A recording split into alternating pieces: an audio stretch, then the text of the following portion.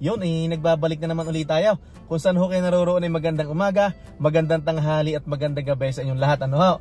At kung nasa ang sulok ho kayo ng mundo, ay kamusta ho kayo? At ingat ho kayong lahat dyan. Ay sa kasalukuyan ho, ay andito ho ako sa parking lot ng pinagtatrabahuhan ng mahal na Reyna. At atin hong sinusundo. Ano ho?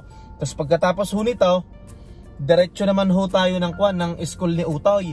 At may sadya ang mahal na Reyna doon sa eskwelahan. Ano ho?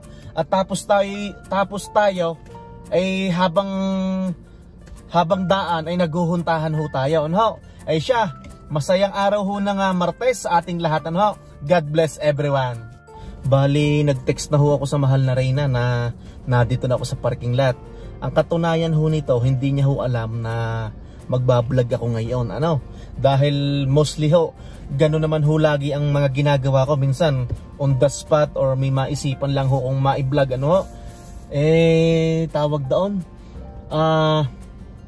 Ang topic ho natin ngayon ay kanina ho kasi noong break time doon sa pinagtatrabahuhan ko, kahuntahan ko ang aking mga katrabaho regarding ho sa mga nangyayari ho dito sa Canada. Ano ho? Wag ho kayo malulungkot at wag ho kayo mawawala ng pag-asa. Ano ho? Ay saan ho ba pupunta at kayo makakarating din dito? Medyo magpalamig muna ho tayo sa ngayon. Ano ho? Yan. Bali, ang topic ho natin ngayon, Canada is still great place to live. Yan. So, hindi ko ho alam kung agree kayo sa kasalukuyan, kung hindi naman kayo agree. Ano ho? Yan. So, yun lang po. Ibali tatanungin natin ang mahal na Reyna, ano? Kung siya muna yung ating kakausapin. Dumating ho kami dito ng 2019 March, ano ho? Ayan. Sa probinsya ho ng Labrador City, province of Newfoundland and Labrador, ano ho? Sa mga bago lang ho sa aming munting YouTube channel, bagong lipat lang ho kami dito sa Edmonton, Alberta. Last year po kami dumating, buwan ho ng Agosto. Puntahan na natin ang mahal na Reyna. Yan. Yun na. Aba, nakakulay rosas Yan walang kamaritis to ngayon Yan, nandiyan na. Ano, kamusta ang trabaho? Mag-hi ka muna, naka-vlog ako. Hello. Umpisa na tigawat mo. Yeah. Wag mong kutkutin. Magsusugat yan. Ay ano, diretso tayo sa sa school ni Utoy. Okay na, tinawagan ko siya. Hindi na tayo pupunta? Hindi na. Ay, ano nangyari? Tinawagan ko siya. So, kin-clear out daw yung absence niya kahapon. Tapos, nabigyan na siya ng art card. Ng art card? $6 lang. $6 lang? Okay. So, diretso na tayo ng bahay? Yeah. Okay. Ay, tawag doon ano sabi mo? Teka lang. Baka may nakakalimutan na naman dyan. Teka lang. Double check mo ang charger rin. Ba't baka naiwan mo na naman dyan sa... Teka lang kasi wala tayong toothpaste. Kumain muna tayo sa bahay. Diyan na naman tayo Ha? Tapos tatamarin na namang... Hindi, kumain muna tayo. Saglit laang sa Walmart. Saan Walmart? Malapit sa atin? Superstore? Yung malapit sa atin. Walmart nga, Superstore. Okay, Walmart. sige. Tara na. Kasi sasabihin mo na naman mamaya. So, diretso na tayo ng Walmart? Oo. Okay, sige. Tawag doon, mahal na Reyna. Kanina, kausap ko yung aking mga katrabaho, kahuntahan ko. Nakabukas ang aircon Wala naman nakabukas yan. Ikukuhan ko. Naka-on pero naka-low. Naka-low. Bali, kausap ko yung mga kahuntahan ko yung mga katrabaho ko kanina. Regarding dito sa Canada, sa mga nangyayari. Pero syempre, yan naman babalik sa dati yan, babalik sa normal, di ba? Kaya sabi ko sa mga nanonood, ay wag ho kayo mawala ng pag-asa. Yan. Yung mga may apply, yung mga... wag ho kayo mawala ng pag-asa. Think positive, ano? Ay tawag doon, yung mga gustong... ang topic natin ngayon, para ba sa'yo, Canada is still great place to live? Kung para sa akin. Para sa'yo muna. Syempre, hindi natin alam. Yung sa mga manonood, di ba? Of course. Of course. Paano mo nasabi? Dapat magkangwang ka. Mag-i-stay ba ako dito kung hindi ko gusto dito, di ba? Oo nga. So, Tulad bigyan mo sila ng example. bigyan mo sila ng Tulad example ng- na bakit Canada Tulad still a great place to live. Tulad Sa ng mga dati kabila na nangyayari ngayon, no? Sa kabila ng mga nangyayari pa rin, thankful and blessed pa rin Oo. tayo. Kasi lahat ng natatamasa natin ngayon, ng nakukuha natin, nararanasan natin, nabibili, nakakain, hindi natin basta-basta magagawa sa Pilipinas kung hindi maayos yung work mo. Okay. Diba? What do you mean? Although yung iba, Ibig mong sabihin, kung hindi maayos ang work mo sa Pilipinas, hindi natin magagawa yung mga nagagawa natin dito ngayon. yeah. Okay. May point Para ka naman. Para sa akin yun Hindi ko sinabing sa iba.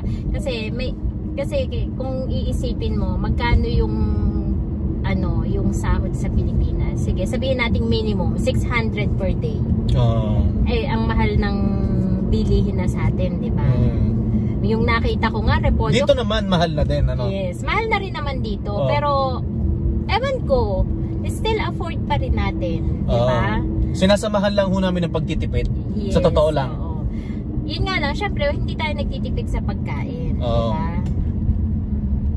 Paano yung repolyo? Sabi mo, repolyo. Ano nangyari sa repolyo? Yung repolyo, nakita ko, biro mo, sahod mo per day, kung minimum wage ka, 600. Nakita ko yung isang buong repolyong ganun, 450. Ano pang matitira sa isang araw mo, di ba? Yung isang araw mo, halos na ibili lang ng isang repolyo.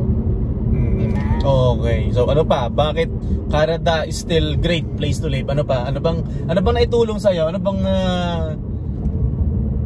Baka maiyak tayo. Okay, isipin mo yung mga panahon na magpapasko tayo sa Pilipinas.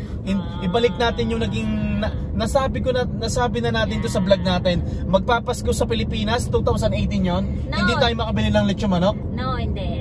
Nung bagong kasal tayo. Nung bagong kasal tayo from the beginning, 'di ba? Nangungupahan tayo sa may Quiapo. Quiapo, di ba? Sa Quiapo. Isang maliit na room na 3,000 po 'yon, 3,000 ano? 3,000, sa may Quiapo. Sa gabi ho, naglalakad ng daga. May daga ho sa kwan ho namin, sa paanan. Totoo naman, may daga. Talagang ikutan ng daga. May daga, may ipis, di ba? Sa Quiapo, 3,000. Tapos sa sahod ako noon, di ba? Nasa hotel tayo pareho, di ba? Sa sahod tayo, yung sahod natin, pambili lang ng diaper. Tsaka gatas ni Tutoy that time, di ba? Tapos, poproblemahin ko, may yung bayad pa sa renta, tas yung kakainin pa natin, 'di ba? Tama. Dumating sa point na yung ulam natin, binibili natin yung tusok-tusok lang dun sa may Quiapo, kikiam, diba? kikiam, tsaka fishball, yan. Kasi nagsimula po kami sa wala. Sabi namin, nag-asawa kami ng maaga, paninindigan natin. Parehas po kaming panganay. Yes. Panganay po ako sa amin, panganay siya sa kanila. Yan. Mahirap naman nag-asawa tayo ng maaga tapos aasa tayo sa magulang natin. So, hindi, okay. Ano yung binago sa'yo ng Canada? Ano yung... Kasi para sa akin, ang buhay natin binago ng Canada. Lahat ng hindi natin kayang bilhin dati, kaya na nating bilhin. Yan. Ikwento mo yung lechong manok. Yung lechon manok na nakailang beses tayong bumalik. Kung bibilhin pa natin o hindi. Anong year yun? 2019? 18. Magpapasko yun, di ba? Yes. Senyor Pedro yun, di ba? Yes, Senyor Pedro. Kasi magkano na lang yung pera natin nun, di ba? Kasi naubos na ho sa nagbayad po kami sa agency. Ganun. Nung papunta ho dito. Dahil naikwento na rin natin sa dating vlog natin na although nakita ko yung employer through Indeed or Job Bank yata that time, still ipinasa tayo na employer sa agency para i-process yung yes. Tsaka syempre, alam mo yon, parang ito kagaya ng sasakyan na to. Ito hinuhulugan po namin to, no? Pero kung nasa Pilipinas tayo, hindi po namin kayang i-afford to, no? Yes, kung wala kang mga 100,000 doon, diba? Hindi po ito para hamakin ang Pilipinas. Gusto ko lang pong iahon ang Canada sana ho'y maging inspirasyon ho sa inyo. Wag ho kayo mawawala ng pag-asa. Sa kabila ng mga nangyayari ngayon, wag ho kayo mawawala ng pag-asa. Actually, hindi lang naman Canada. Kahit sa ibang bansa, diba? Pero siyempre, nasa Canada tayo, di ba? Kaya ito dito yung topic natin. Oo. Ano pa yung bakit masasabi na para sa akin binago kasi ang buhay natin eh. Ano wala kang idadagdag? Kung sasabihin nila na matagal daw yung hospitalization dito, 'di ba? Tsaka nakabili tayo ng lupa. Yes. Yan. Salamat ho Canada, nakabili ho kami ng lupa sa Pilipinas. Yan, kahit papaano nakakapagpadala kami ng package na may mga tsokolate o mga damit sa aming pamilya. Ano ho, yan. So, para ho, hindi ko alam kung maliit na bagay lang sa inyo yon, lalo na dito sa matatagal na ho dito sa Canada, pero sa amin nang dumating kami dito ng 2019 ay parang grateful tas masarap sa pakiramdam yung nakakapagpadala ka sa Pilipinas, di ba? May i-open silang box, di ba? Ako naman tapos yung mga mamahalin sa Pilipinas dito pangkaraniwan lang, di ba? Alam mo naman, ang nagustuhan ko din sa Canada nung nagka-COVID. Yung pinapadalhan tayo ng yung EA ba yun? Parang 4 months tayong walang work o 5 months? 4 months, 5 months? Nalimutan ko parang na. 5 months. Basta nakakatanggap, parang 4 months. Nakakatanggap po kami ng 2,000 each every month. Nasa bahay lang po kami. Kasi sa restaurant po kami nagwo-work, sarado po ang restaurant nun.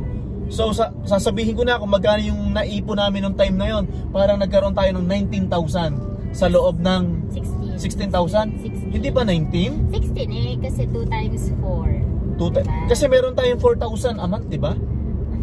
Oh. Diba sa'yo 2, 4, 6, 8, 8. Oh, ilan bang buwan tayo? Alam ko 5 months. Apat na buwan. So 16,000, di ba? You know, parang napaka-thankful ho namin noon, ano. Pero syempre, parang tinatamasa natin ang gano'n, pero syempre naiisip din natin yung pamilya natin sa Pilipinas. Hindi kasi tsaka yung ayuda na yun ng government. Syempre naisip ni Canada na nagrerenta tayo, 'di ba? Nagrerenta ang karamihan ng mga nakatira dito. Tapos syempre yung pagkain natin paano, 'di ba? Grateful. Tsaka yun nga po, kahit paano yun nakakabili kahit paano ng damit dito. Tapos nakakabili ho ng sapatos, yung mga basic needs needs. Alam ko ho siguro yung mga sinasabi ko sa ngayon, sa mga nanonood ho ngayon, ay mga simple lang tong sinasabi ko, pero sa amin ho medyo may impact na parang tuwan-tuwa na kami. Kasi kami po ay galing sa hirap. Yan. Kami lang mahirap, kaya mayaman kayo eh. Hindi kami mayaman. Yan. Yun nga po, so parehas kaming panganay. Maaga kami nag-asawa. Talaga nahirapan ho kami, Yan. Yung maliit pa yung anak namin. Gusto namin ibili ng laruan, hindi namin mabili kasi sakto lang yung sahod namin pambili ng diaper tsaka ng gatas niya. Yun nga po. Yan, ito naman hindi ko sa pinagmamayabang ang anak ko, nabilhan ko ng dirt bike dito. Tuwan-tuwa ho ako noon kasi hindi ko ho kayang bilhin yung sa atin. Tapos kamakailan lang nabilhan ko siya ng downhill na bike na noong nakita siya ng kapatid ko na ka-video call ko yung kapatid ko, sabi ko Utol, tingnan mo, binilhan ko si pamangkin mo ng bike na downhill. Sabi niya sa akin, kuya, alam mo ba, kahit second hand yan, baka nasa 100,000 yan dito sa Pilipinas, yung ganyan downhill na bike.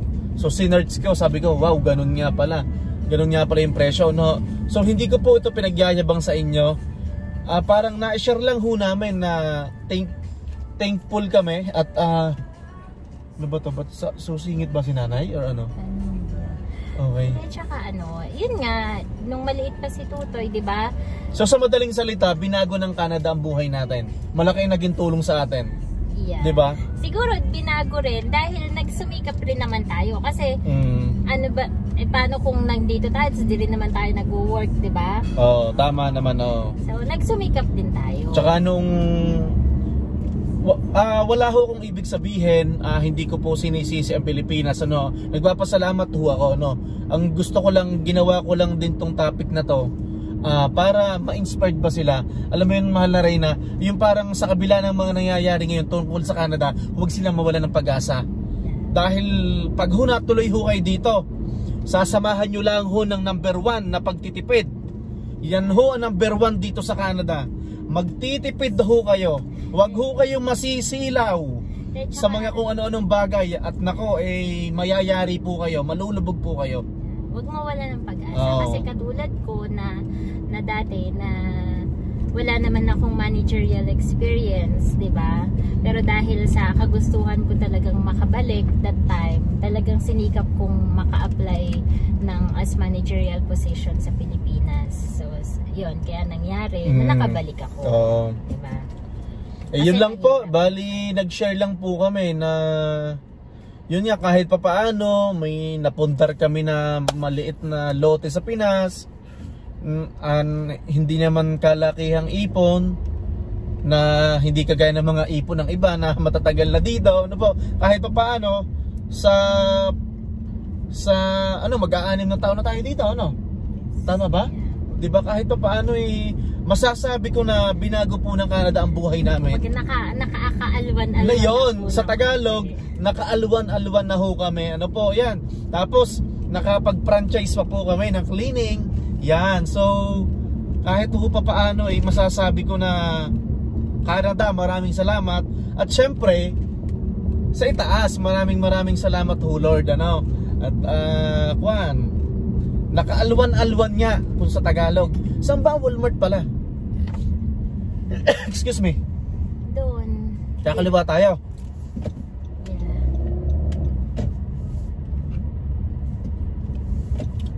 So dapat kumaliwa na ako dito, no? Patawarin ko muna itong mga bata. Ito po ang itsura ng Edmonton, Alberta ngayon, ano ho? Mainit. Si Tutoy natawag. Ayun lang po, wag ho kayo mawala ng pag-asa, ano ho? At talagang darating ang time na makakarating po din kayo dito. Sino yan? Talaga hong maraming salamat ho Canada at saka sa itaas. At kahit papaano, kahit medyo nataas na din dito ang bilihin, sasamahan hulaan ng pagtitipid talaga. Siyempre, lagi abang sa sale. Yun, lagi ho nakaabang sa sale dapat. Mag-abang kayo ng sale na bigas, yan. Mga sale na grocery, ano ho. Pagpupunta ho kayo ng supermarket, may mga laging shelves doon, di ba? May mga shelves na parang naka-red tag siya na naka-sale, no? Kumbaga halimbawa, kamatis, ano po? Kung isisigang nyo lang naman, doon na kayo magpunta sa sale. Yung may... At the next light, turn right. Magra-right pala tayo, no? Pagbibigyan naman ako ng nasa likod sabik lang. Thank you. Pinagbigyan tayo. Yun, bago ko humakalimutan, mag-shoutout ho tayo, no? At si Anugang Kwan, anong pangalan mo siya shoutout? Ito, pa-shoutout na rin dito kami sa New Jersey. Shoutout, anong pangalan? Mike Suzette. Mike Suzette and Kurt Barty po, Tagalipa, Batangas. Yan, shoutout ho sa inyo dyan sa New Jersey, USA. Mag-iingat ho lagi kayo dyan at maraming salamat ho sa panunood. Shoutout po J-Bricks TV from West Edmonton, Meadowlark, near Misericordia Hospital. Thanks po, yan. Parang ngayon ko lang nakita yan, ano? West Meadowlark near Misericordia. Maraming salamat to sa panonood ng aming munting channel sa YouTube. Tsaka yung si Papa's Vlog ba yan? Papa's Vlog, no? Yan. Shoutout ho sa inyo, ano pa? Meron pa nagpapa-shoutout sa akin nakalimutan ko na. Hindi, sa susunod ko na lang ang vlog, no? Yun po, talagang masasabi ho namin, sa kabila ho ng ganito ho nangyayari ho sa Canada, masasabi ho namin na ang Canada, isa pa rin ho, is still a great place to live, ano ho? At lalo na ho sa mga medical, ang Canada ho, ay ayos para sa amin. Sa amin ho experience, ano ho? Yan. Kahit na sabihin naghihintay sa ospital kasi may libre ho yung gamutan, ano ho? Kagaya ngayon nangyari kay Utoy, di ba? Na operahan sa appendix. Tapos iwala tayong binayaran, ano? Although matagal naghintay, pero libre naman, ano? Kasi sa atin kung wala kang, although maganda yung yung medical sa Pilipinas, mabilis, kaya lang kung wala kang pera, kawawa ka. Pero dito sa Canada, explain mo nga sa kanila, mahal na Reyna. Mapapriority ka naman dito. Ito medyo nakakatawa sasabihin ko ha. Mapapriority ka ho dito sa ospital kung nasa bingit na ng kamatayan. Kaya medyo nainis ho ako doon nung si Utoy appendix. Kung sa Pilipinas, talagang sobrang emergency na yun, di ba? Dapat kung in pain kasi ka. Kasi puputok na yung appendix, di ba? Kung in pain ka, pumunta ka sa emergency. Gusto mong mauna ka. Sabihin mo na severe. Sabihin mo, pag sinabi, okay, rate your pain 1 to 10. Sabihin mo na kagad 9 or 10. Oh, diba? Yan. Samahan mo na ng ganun. Para talaga, di ba, i-priority ka. Although may mga nakakaranas ho din kami dito, mga nakikita ho na mga krimen, nakawan, gulpihan, yan. Nakakakita kami dito ng ganon. Hindi mo naman maiiwasan yun kasi kahit naman sa Pilipinas ganon mas worse. Ayoko hong sabihin sa inyo na puro maganda na lang ang ikukwento ko. To be honest yan, may mga gulpihan ho din dito. May mga barilan ho din dito. Yung last week, 'di ba? Yung binuli yung bata, yung sinunog yung grade 9 student, 'di ba? Sinunog sa gasolinahan? Hindi siya. Yung ba 'yon? Binuhusan siya ng gasolina, ng gas, tapos sinindihan siya. Oo. So nabuli yung bata sa school. Sa school nangyari sa Saskatchewan yun. Grabe, no? Yan.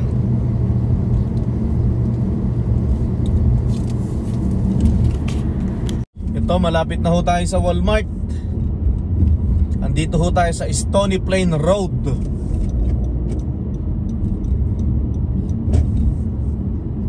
Bibili po kami ng toothpaste. Dahil nakasale ho daw ang toothpaste din ano? Ayan. Yan, kagaya ho nito, naghahanap ang mahal na Reyna ng sale. Kaysa nga ho bibili tayo ng regular price kasi meron kang tinitingnan na app, 'di ba? Ng mga sale. Anong app 'yan? Anong app? Ha? Flip? Okay. So pag may sale, may notification, parang gano'n. Okay pupunta ka lang sa kanya. O isa-search mo. Okay, yan. Pero papakita niya lahat ng grocery store. Kung sa Walmart, Superstore, Co-op, diba, Freshco, lalabas. Kung ho dito, talaga ho nagtataas na ho din ang bilihin. Renta sa bahay, yan. Gayon pa man, talaga hong ang diskarte, kailangan nating magtipid. Kakaliwa tayo dito? Kabila pa. Ito ho, pakaliwa na ho tayo dito sa may Walmart. Yan. Walmart Super Center. Yon.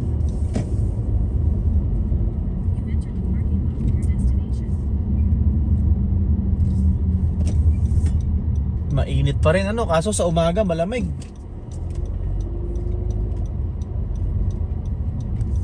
Parang hanggang bukas na lang yung 20 degrees. Hanggang bukas na lang ang 20 degrees.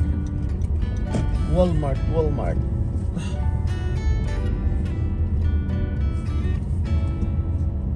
Ito ho, andito na ho kami sa Walmart. Ang mahal na Reyna na lang ho ang bababa. At toothpaste lang naman ho ang bibilhin. Siya maraming salamat ho sa inyo. Magpaalam ka muna. Kung saan ho kayo naroon, magandang umaga, magandang tanghali at magandang gabi sa inyo lahat. Hanggang sa muli po. God bless everyone. Bye-bye!